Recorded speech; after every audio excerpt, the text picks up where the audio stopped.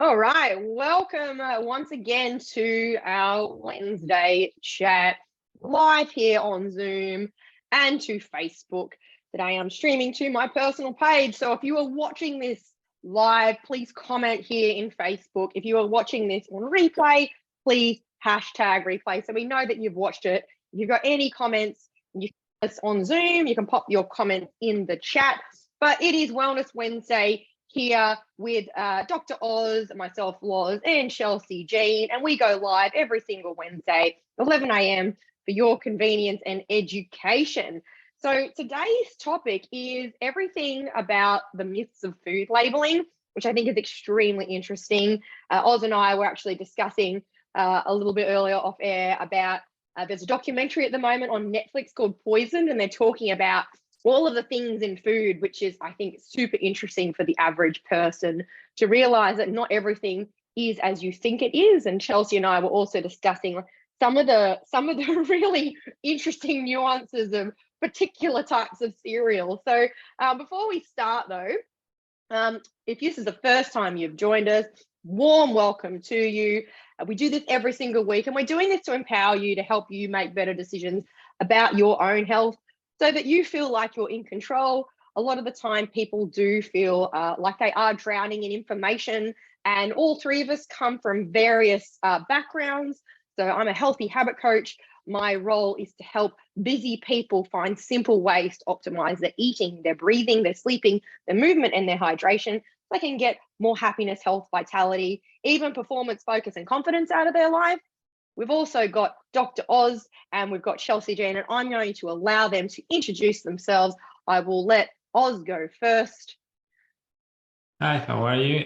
Yes, I'm Dr. Oz from Vitality. I'm an integrative and peak performance clinician. I specialize in chronic pain, inflammation, and body contouring. Hi guys, my name's Chelsey Jean. I am a naturopath, and I've got clinics in Brisbane that we focus on lymphatic health and detoxification. So anything to do with the lymphatic system, whether it's lymphedema, lipedema, cellulite, bloating, headaches, all of the things, we can relate back to lymphatics. So I'd love you to learn more about how rubbing your boobs can help your lymph. And you'll notice Chelsey's subtle branding in the background with all types of boobs in the background. And Chelsey is a naturopath by trade, actually, guys. So, you know, we've got Oz, who's an integrated clinician. We've got Chelsey, who's a naturopath and lymphatic specialist. So, you know, coming from a slightly different background of knowledge base. And then myself, who's sort of across your physical intervention, so fitness and meditation and breathing and all those awesome things that you can do every day. And so between us, we hope that we are giving you some solid information so you can start to put your health first very easily.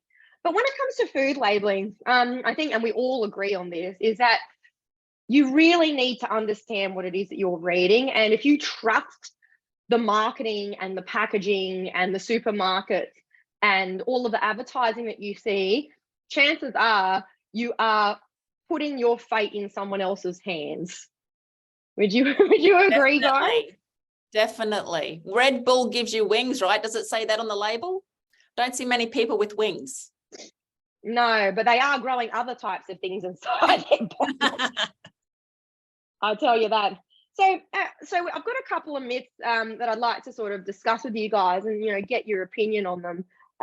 You know, before, Chelsey, we were talking about, you know, well, I call it label padding.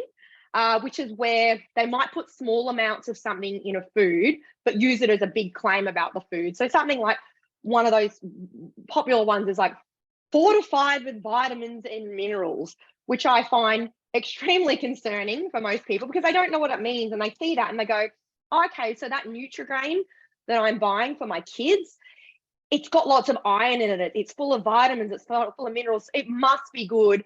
And it's Iron Man. So, you know, like they're going to be strong like Iron Man. And the reality is that's not really the case, is it? As an example. No. So yeah, with the iron, the iron that they put in Nutri-Grain is, if you run a metal detector over it, you'll pick up some iron because it's not the iron that is able to be used by your body, but it's got it in it because it says it on the label. It's not healthy. Just like bread, I think, Loz, is also the same. How they collect bread. The farmer goes and collects it all, puts it in a big silo. It absorbs all of the yuckiness from being in those silos.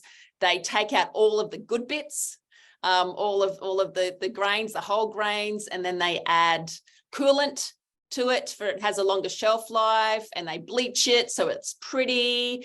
But then they add, like you said, a handful back of the whole grains, and we think it's healthy, and it gets a longer shelf life, which is great. And McDonald's burger can sit on the shelf for how long before it changes too? Ridiculous. So ridiculous. I think people, the take home from this for me is to just use common sense, guys, when it comes to food, and just know that there is a lot of big government money behind the food industry and the marketing that goes with this. And you've got big food, big pharma, big ag, really. And it's interesting what you're saying about the bread. And, you know, things like cereals where they use the word fortified. So I don't think people realize, but when something's fortified with vitamins and minerals, it essentially means they've had to add them back into the food. So it's been processed so heavily and bleached normally so that it actually removes that natural vitamin and mineral content from the natural structure of the food, and then they put it back in.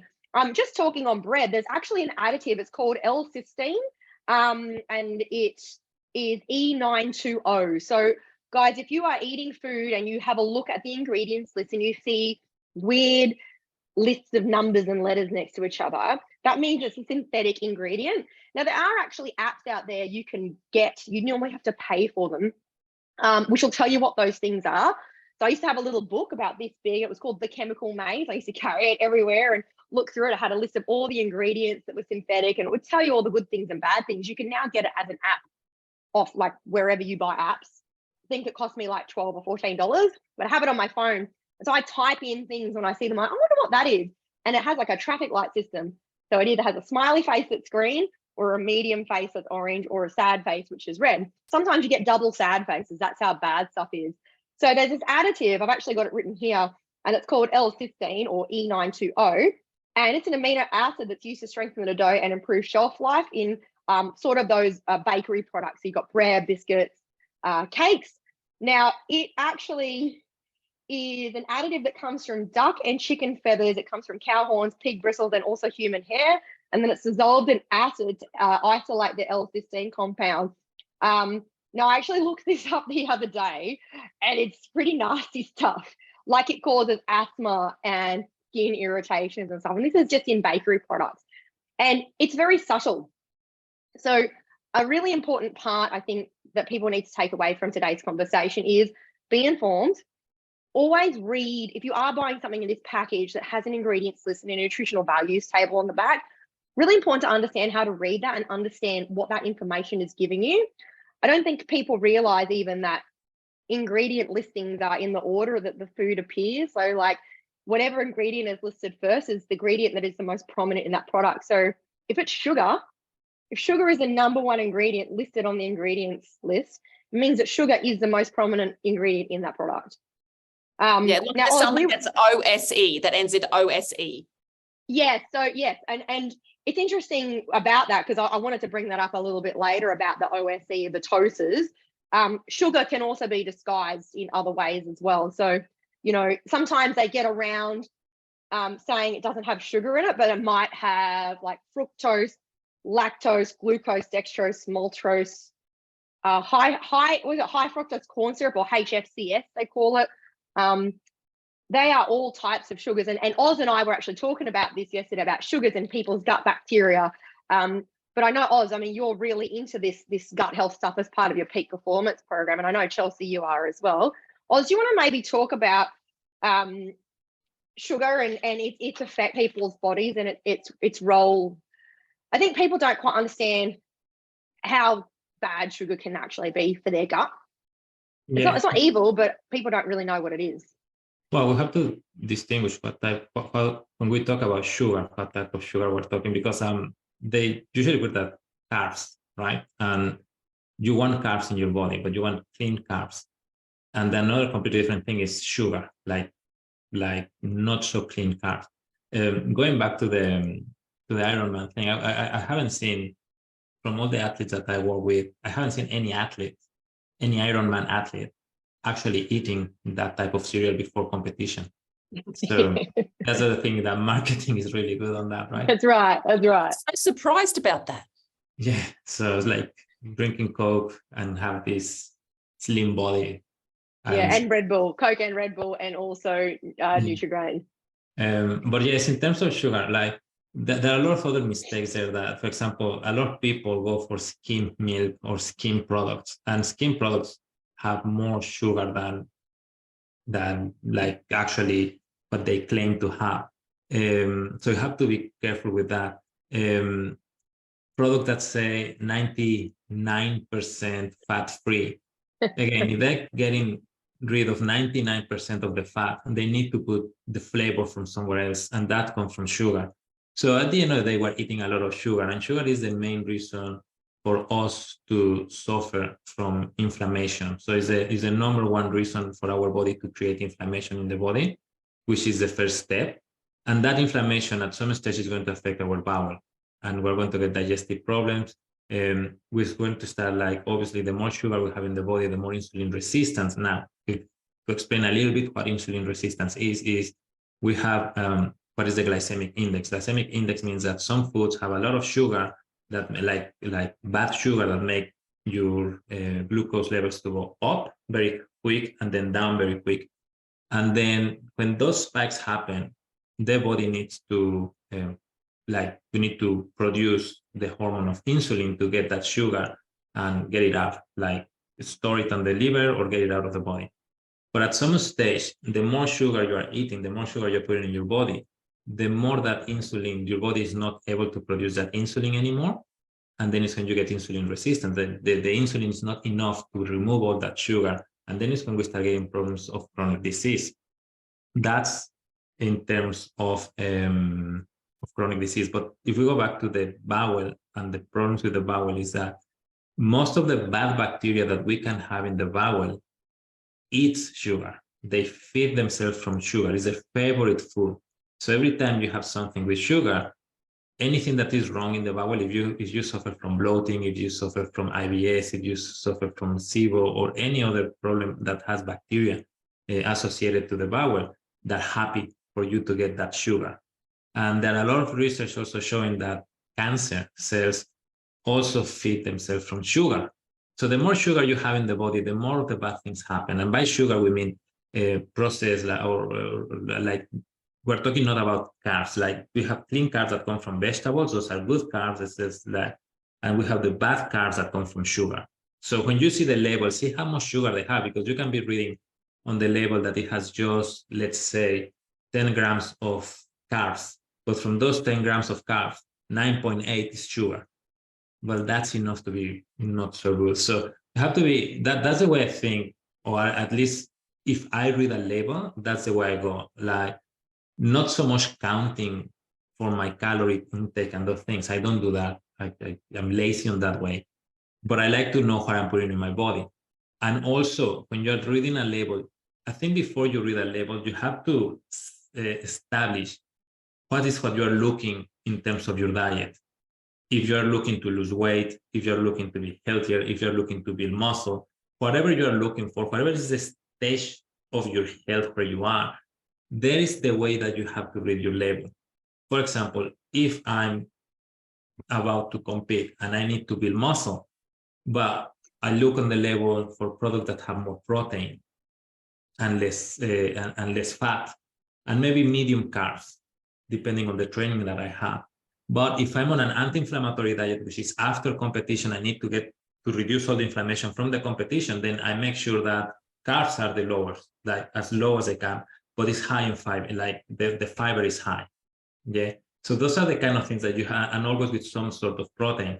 Also, depending on the time of the day that you are eating, it's always more convenient to have more carbs in the morning, less protein, and as the day goes on, reduce the carbs and increase the protein. The reason why is because at night, protein takes longer to be metabolized. So it takes about 5 to 6 hours to be metabolized, which means that the starvation period for your body is less. as if you have carbs at night, it's more difficult for your body to process those carbs in a good way. But at the end of the day, in 2 hours, those carbs are gone, and the rest of the night, you're on a starvation period, which means you are actually storing fat.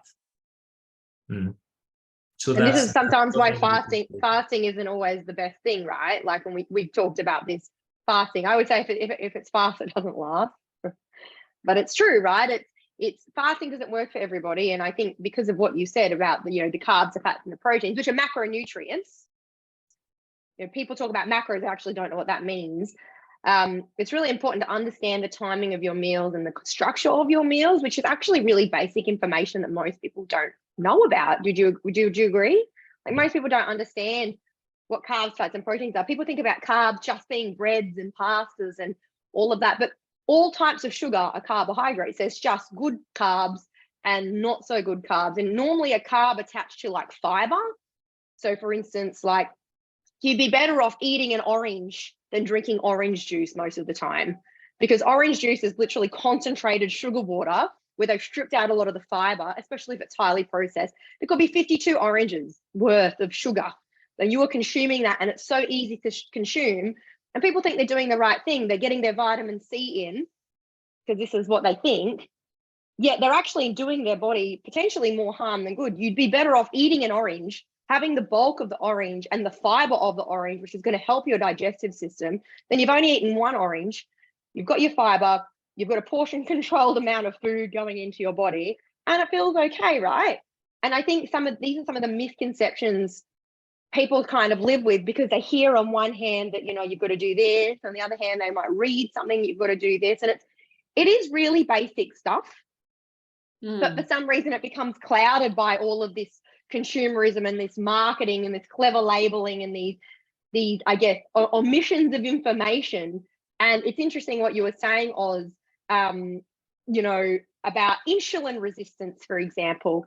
Most people don't understand insulin resistance, or they don't even understand they have an insulin regulation problem until their doctor says, oh, you have diabetes.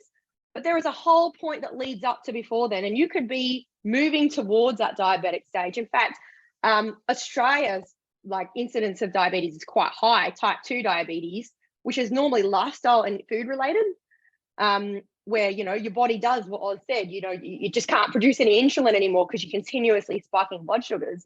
And I see these people go on these cycles where I've just been on a bit of a tour with a couple of fellas, and it's just trying to get the energy levels up all day, and it's like Coca-Cola, carbohydrates, boom, slump, boom, slump.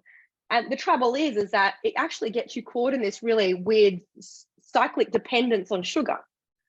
Whereas if we eat things with lower glycemic index that have more high levels of fiber, and all you got to do is turn the package over and have a look, look at the fiber, that'll help you maintain more even energy through the day. So at 3 o'clock, when you're normally used to having that big sugar craving because you go, oh my God, my energy is so low, you probably won't need that hit. And so many people are dependent on that, right? They have the caffeine and they have their sugar fix about 2 or 3 o'clock. Yeah. Well, and it's just the food. And I know, Chelsey, you're really into all of this good gut stuff, right? So, it's not just the sugars. There's a whole heap of other stuff that sits behind that as well. But what's really frustrating, and I bet you both agree with me, is every client that's coming in, we are teaching this basic information too about the lymphatic system, about sugars, about the what gluten does and spike proteins, and all this basic insulin stuff, lymphatic stuff. The people on the table go, oh my God, this all makes sense. I now understand what's happening in my body. Thank you so much. And then they go, why don't we know this? This is basic. If somebody would have explained it to me when I was at school, if somebody would have told me, or my parents or somebody, this I can really understand just by you painting that picture and putting it into real life words, that this is how my body's working, and they get it. And you see that flicker, that moment where they go, oh my God, I understand. And what Oz just said about, I like to know what I'm putting in my body. Wow. I am responsible for what goes into my body from what I am aware of, right? So I can read a label and look at it and go, holy smackers, like there is lots of words on there that don't come off a farm. There's lots of words there that aren't tree based, that I don't understand, that must have been changed chemically. So those foods that are changed chemically that go into our body, our enzymes don't know how to break it up, don't know what to do with it, because it's this foreign chemical made up thing that goes into our body, and our enzymes go, holy heck, well, how do I know? Well, I don't know how to break that up. It's not like human. I don't know what to do with it. So it puts it into different places throughout your body to try, it for later. And then your body is so burdened, then your liver, all your detoxification pathways, everything just gets burdened in that fat. It has to sit in fat, like away from all of the critical parts of your body. And, I like to know what I put into my body. Like that is the line, I think, that we have to really push now. And it's not just our food, it's all of this Wi-Fi shit that they're calling diabetes type 3, that now all this stuff that we don't know how is that's affecting affecting us. We've spoken about all the different chemicals. I love the girls from Additive Free Lifestyle, like they break it down a lot about how much food is poisoned. And one example I'm just going to give quickly is when you go to the supermarket and you will see all the vegetables and all the fruit out on display looking shiny and pretty. You've got a section for the fruit that isn't as pretty, that might have a dot on it or a little lump, or a carrot might be crooked, and it's often, you get that a little bit cheaper because it's not looking, its appearance doesn't stack up. And then you've got all the organic food off to the side, and the organic food is all covered in plastic. So the reason for the organic food to be covered in plastic at the supermarket is because every night they will spray for vermin. You can imagine the cockroaches and the rats and mice and everything that would run rampant through every supermarket. So they have to spray for all of poisons, for all of that stuff in your supermarket. And then they have to make all of the fruit look luscious and pretty. So then they spray it with a nice, I don't know, plastic. It's actually E904. I can tell you that's what it is. So E904 is what they use on jelly beans. And they also use it, it's coatings on, it gives everything that sheen. And it's actually got shellac in it, which is the same stuff in nail polish. So I can be found in furniture polish, nail varnishes. I've actually got it written here, but it's normally, they don't have to label it if it's from like fresh produce, but it's E904. Yeah, it's pretty bad if you look it up. All sprayed, all over everywhere. It's all sprayed. So that's why the organic food has to have plastic on it to protect it from all the chemicals that every night is sprayed on the food. So the tip is, if you are not buying organic, because I know organic food can be expensive, if you are not buying organic, please soak your fruit and veg in the apple cider vinegar mix. So what I mean by that is grab a bottle of apple cider vinegar with the mother in it and an organic bottle. Just use a cap full, fill up your sink with some water, just normal water, add the apple cider vinegar, let your fruit and veg soak for 20 minutes, half an hour or so, and then wash it off with water. And you probably see that fruit and veg will last longer as well in your fridge. Actually, that's a great tip. I saw something to use bicarb soda with it as well, to help sort of remove anything, especially with strawberries, which are highly sprayed. The bicarb soda and apple cider vinegar together, and then it will just help neutralize the taste. The bicarb sort of neutralizes the apple cider phase. Yeah, sorry, Oz, what were you about to say? No, it's just that now that you say strawberries, one thing that one of my theories, and this is just a theory, I could be completely wrong on this, but long time ago, when I started seeing strawberries with lumps, big lumps and small lumps, to me, I start thinking that strawberry looks like it has cancer. Yeah, probably genetically modified. I avoid any fruit or vegetable that I see with lumps.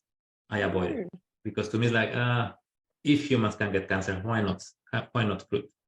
So Yeah, that's interesting. That's an interesting concept.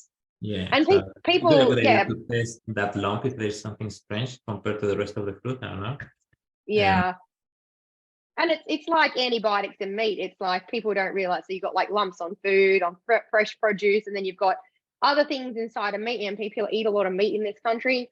And a lot of the time they use them to protect the animals against illness, just like, you know, they spray food to protect them against pests and things that, you know, stop them from growing, which then maybe are deforming the fruit and veg. But then you look at, actually, I've got some statistics here. Normally you won't see antibiotics listed on ingredients lists, and they did ban them in the EU and the US, but there are lots of antibiotics and antimicrobial resistance now in animals.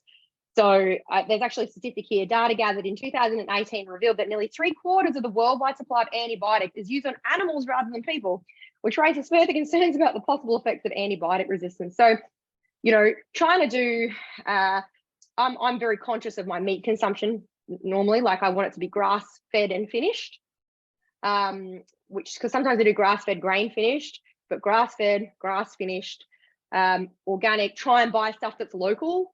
So it is more expensive, but a lot of the time I'm aware, or if you know somebody, you know, and you can go to a butcher and you can go in with some friends and buy your meat in bulk from a good supplier.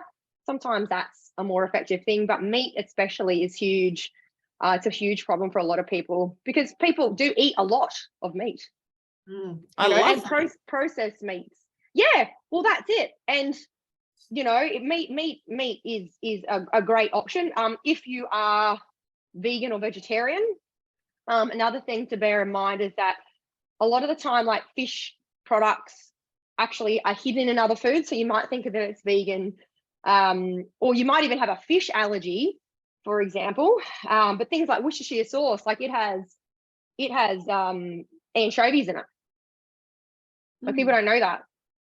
And if you've got allergies to things, they use, I think it's called, what's it, carrageenan? Is it carrageenan? I see it a lot. It's too big for me. Okay, well, they add it in dairy products as a thickener a lot of the time. So it's like seaweed in dairy-free milks. So you know, for people that have issues with sea things, it can be challenging. I mean, people just don't know. You just got to really be educated. And as you said, Chelsea, like this is the kind of stuff most people don't actually know about. People talk about low fat, low carb, keto, paleo diets, and they don't understand basic information. So one of the big things I find with people is serving sizes are really, really challenging. I was on a tour, as I mentioned before, for 3 days at the band, and I took my own snacks, and I have really healthy snacks. So I have like things of like popped cauliflower or popped broccoli. There's only 3 ingredients. It's like olive oil, Himalayan salt, and the broccoli or the cauliflower. But then you get this packet. So big thing is it's not resealable. So you assume that it's just a single serve, you're going to eat it in one, but it's actually 2 serves in a packet. So, and they're very moreish, and people get really, you know, like a packet of Tim Tams. I mean, who the hell eats one Tim Tam? So that's where the serving size is important. So on the label, Yeah. they only have to put in a poison if it's going to be over a certain level per serve. So exactly. So a serve of a packet of chips is like a handful of chips. And they don't have, if you eat, so they don't have to put on the label if they can get the serving size down, if that makes sense. Yeah. So it's all about the recommended daily intake levels of particular things. So, you know, they look at carbs, fats, proteins, any other types of chemicals in there. And so if it goes over a toxic level, they have to reduce the serving size down. So you might have a packet of chips and you just look at it and go, oh yeah, that'll feed 2 people. And it's actually like 12 serves because the serving size is so little. And they do actually display it on the back. And the thing is, it's in such fine print that a lot of people skip over it. The biggest thing to realize when you're looking at nutritional value tables is you'll always have the number of serves per packet, the serving size, which people most of the time like, I don't know how big 12 grams is. And then you'll have your 2 columns. So one is like your breakdown of your nutritional values per serve and then per 100 grams. So if you're trying to compare different foods, this is with prepackaged foods, obviously, always compare the per 100 grams with other ones, because then you know you're dealing literally apples with apples, very shiny apples at Woolworths, with E904 all over them. But you know, that's how you can make an informed decision. So it's about comparing the protein, the carbs, the fats, the sugars, any other ingredients. Always look at ingredients lists as well, guys. Like the more ingredients in a product, the further from nature it is. I mean, I have this conversation all the time. Tell me where in nature you will find a perfectly formed, dehydrated brick of wheat. Mm-hmm. And wheat bix have 5-star health rating, fortified with vitamins and minerals, right? And Do you know, something like that. Where cereals actually came from? Tell us. Do you know the story of cereal? No. Oz? Do you, Oz? No. Okay, so the story of cereal goes back to Amish sort of world land, where they had the Kellogg's family, and Mr. Kellogg's was quite religious, and so they would get up, and people would get up and go to work. But what happened is back in the day, the women would have to get up earlier to make men food because they had to heat up the meat and that type of thing. And Kellogg's wasn't very happy with it, because he's also owned a church, or he was a pastor or something, because the men would stay, we're over 18, the men would stay in bed and they would masturbate while they were laying in bed, while the wives were getting their breakfast ready. And he couldn't handle this. So it was his mission then to make some sort of food that didn't have to be cooked, that was quick, that could just be added some milk to, and then the men would eat and they wouldn't masturbate. So that's why we have cereal, is to stop men. That's how it was all made, to stop men masturbating. But then the Kellogg's, the Kellogg's, his brother, they ended up having this Kellogg's cereal all company. And that's when his brother, they had a fight, and their church was called the Sanitarium. And that's where that's why we've got the brand Sanitarium and the brand Kellogg's. And yeah, that's why we can, thank them. And thank the Lord. That's what a ridiculous story. It's the truth. You know too much. Pleasure. Sorry, Oz. They took away the pleasure of that to get these sort of things inside of the body. Okay. Yeah. Well, now you just have to whack off you just got to whack off at lunch now. You just any time we can talk about any other time. Yeah. Well, kids, I reckon that's a good way to end on a high. So, sorry. The conclusion of that story is that anytime I feel like I should eat cereal. Yes. Okay.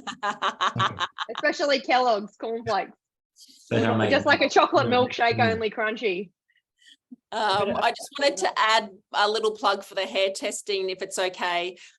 So that's why in clinic we do over 500 hair tests a year, because we take the guesswork out of foods. Strawberries come up 80% of the time not to have. So we test over 500, I think it's 600 different foods and household items. We take a little bit of your hair, and we will give you a yes and a no list, and strawberries come up all of the time not to have on everyone's no list. Chicken comes up a lot as well, onions too, but just because, and broccoli comes up as well. So just because it's a good food, your body might not be able to handle it as well. And people say, well, broccoli's good, what's wrong? And I say to them back, well, if you've got an allergy to or a sensitivity to grass, it doesn't mean that there's something wrong with the grass.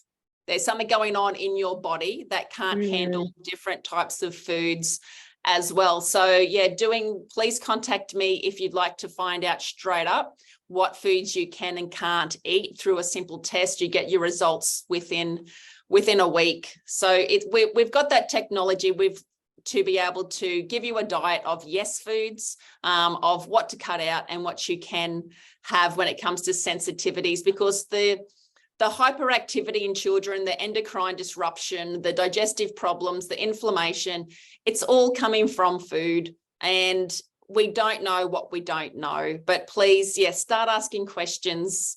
Everybody, come back to what is sensible. And going on a diet these days means eating healthy food. Like, seriously. That's all it means.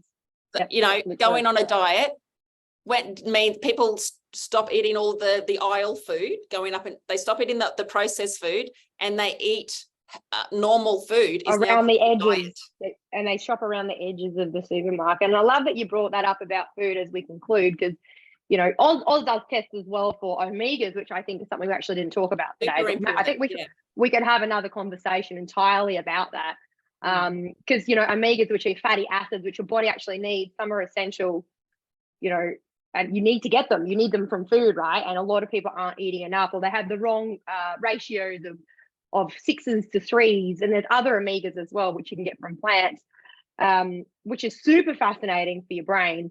But it's basic stuff, guys, right? Like, it's, you know, if you're struggling to know what to eat, you know, it's probably worth having a chat to us. I mean, I help keep people accountable to their food. That's one of my roles, is that I teach them the basic education about how to read food labels, teach them about the macronutrients, which is really basic stuff, and then hold them to accountable. So if you are working with Oz, you are working with Chelsey, and you need that level of accountability, because you're just like, I just need to know if I'm on the right track. I've got to go out, I've got stuff on, you know, that might be something that would help you. But Oz, I mean, you've got your tests as well, because are you doing a special at the moment?